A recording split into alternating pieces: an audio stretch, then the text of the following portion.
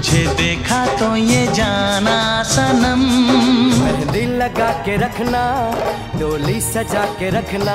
গুঞ্জন উঠেছে কাজলের সঙ্গে শাহরুখের সুসম্পর্ক থাকলেও তার স্বামী অজয় দেবগনের সঙ্গে নাকি মোটেই ভালো সম্পর্ক নেই শাহরুখের। এবারে গুঞ্জনের ইতি টানলেন কাজল নিজেই। বলিউডে বহুদিন ধরে কানাঘুষা চলছে অজয় দেবগন নাকি স্ত্রী কাজলের অন্যতম প্রিয় সহ অভিনেতা শাহরুখ খানকে নিয়ে কিছুটা হিংসাবোধ করেন। বিশেষ করে শাহরুখ কাজলের পর্দার রসায়ন নিয়েও নাকি তার আপত্তি আছে। সম্প্রতি এক সাক্ষাৎকারে কাজল স্পষ্ট জানিয়ে দেন অজয় দেবগন ও শাহরুখ খানের মধ্যে কোনো রকম ঝামেলা নেই, তাদের মধ্যে পারস্পরিক সম্মানবোধ রয়েছে।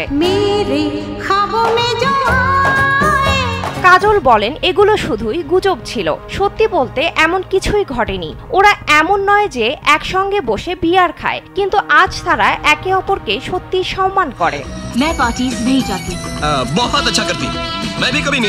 এরপর স্বামী স্ত্রীর সম্পর্কের ব্যাখ্যায় কাজল বলেন আমরা দুজনেই জানি যে আমরা আলাদা ব্যক্তি, আমার কিছু পছন্দ আছে, ওর কিছু অপছন্দ থাকতেই পারে, সেটা নিয়ে কোনো সমস্যা নেই। আমাদের সম্পর্কের মধ্যেই এমন একটা সীমারেখা আছে যেটা আমরা দুজনেই সম্মান করি।